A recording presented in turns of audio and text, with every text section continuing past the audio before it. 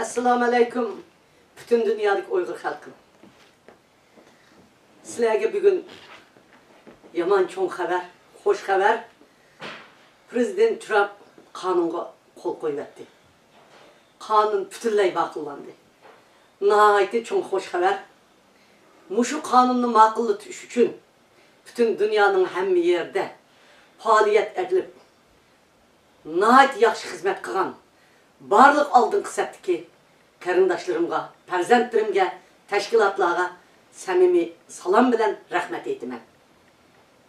Bunun için keç gündüz capa tatkan Amerika Kongresi'nin içindeki barlık kongres azaları ve senatörler Marco Rubio efendim, Christopher Smith, James McAvoy, Nancy Pelosi hanım ve Xitay Komitetikiler, State Departmanı'ndaki Suzan hanım ve barlık Pompeo efendimle hem Aksaray'ın içindeki Muşu'nun için hizmet köketken bizim kızlarımız hem mınlaga nait çok zor rahmet etmem.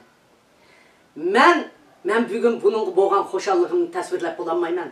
Gerçi vatinim hazırlı müstakil bulmagan bolsunmu, müstakilliknin körükü selindi.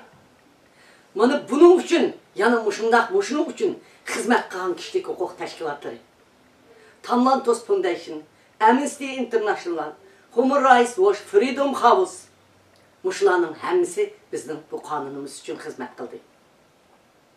Bütün dünyadaki jurnalistler ve tadqiqatçılar hemisiga rahmet etimiz.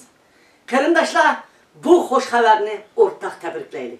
Muşu münasebet bilen birbirimizni kucaklaylı. Karındaşlar, sizlerge mübarek olsun.